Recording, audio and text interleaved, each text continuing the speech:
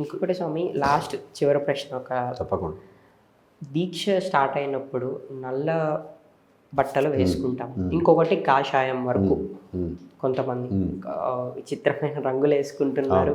మీకు తెలుసు ఆయన ధర్మశాస్త్ర అప్పుడు శనిదేవుడికి చేసింది నల్ల వస్త్రాలు వరకే.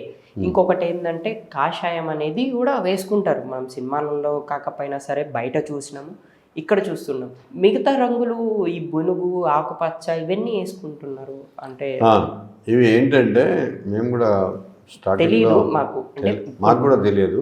అయితే ఇప్పుడు ఈ తమిళనాడు మదురై సైడ్ అంతా కూడా వాళ్ళు ఏంటంటే గ్రీన్ కలర్లో ఎక్కువ ఇష్టపడతారు తమిళనాడు జనం.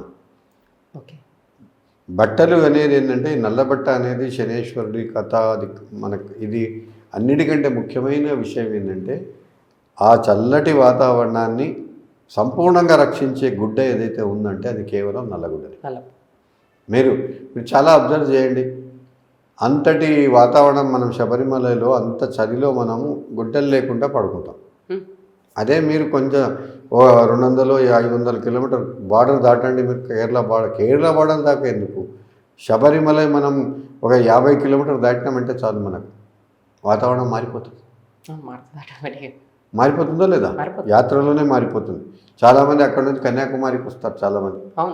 సో ఆ వాతావరణం అంతా కూడా మీరు ఆ వాతావరణానికి కంప్లీట్గా రక్షా కవచంగా ఉన్న వస్త్రం ఏదైతే ఉందంటే అది నల్లబట్ట. సో ప్రొటెక్షన్ చేయడానికి ముందుగా మీ బాడీ అంతా కూడా ఒక ఏమంటారు కంట్రోల్లో ఉండడానికి కంట్రోల్ చేసింది.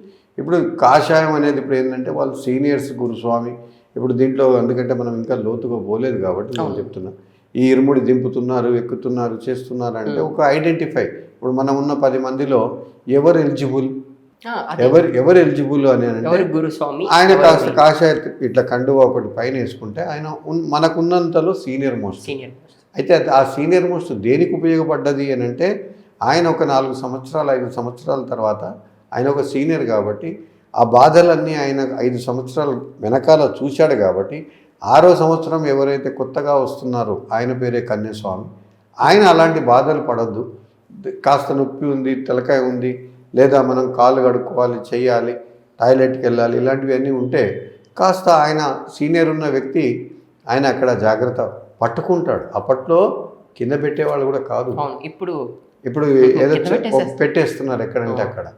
అది అలా పెట్టకుండా ఆ సీనియర్ ఉన్న వ్యక్తికి ఇది ఎలిజిబుల్ ఉండేదన్నమాట. ఆయన ఒక్కటి కాదు 4 ఉన్నా పట్టుకోవాల్సిందే, 5 ఉన్నా పట్టుకోవాల్సిందే, కింద పెట్టద్దు. ఇప్పుడు రాను మనకేమైపోయిందంటే ఆ సీనియరు జూనియరు అనే మాట అన్నీ పోయినాయి, పద్ధతులు కాస్త సడలించినాయి. సో మళ్ళీ ఆ పద్ధతికి రావాలనే మేము కోరుకుంటున్నాం. ఎందుకంటే ఎమర్జెన్సీ ఉంటే తప్ప ఇరుముడి దింపం. ఎమర్జెన్సీ ఉంటేనే కదా తీసేయాలి. అందుకని చెప్పేసి ఇప్పుడు గ్రూపే ఒకసారి మనం అంతా కూడా రెస్ట్ ఎప్పుడు దింపాలి, గ్రూప్ అంతా ఒక దగ్గర స్టే చేస్తున్నామంటే తప్పకుండా అది దింపాలి. దింపేసి అన్ని ఇరుముళ్ళు ఒక దగ్గర, మళ్ళీ అందులో కూడా ఏంటి 4 ఒకసారి మనం దింపాము అంటే అందరూ వచ్చేదాకా ఉండి అందరు కలిసాక మళ్ళీ ఎత్తుకోవాలి. అట్లా ఉండేది. ఇప్పుడు ఏముంటుంది, గ్రూప్ వస్తున్నారు, 50 మంది ముందు వెళ్ళిపోతున్నారు, 50 మంది తర్వాత వెళ్తున్నారు, వీళ్ళ దర్శనాలు ఇక్కడే ఉంటున్నాయి, వాళ్ళ ఇంటికి వెళ్ళిపోతున్నారు. నేను ట్రైన్లో వెళ్ళినా అంటాడు, నేను ఫ్లైట్లో వెళ్ళినా. ఒక సిస్టమేటిక్ అనేది ఇప్పుడు కొంచెం తగ్గింది, లేదు అని కంటే కూడా తగ్గింది అని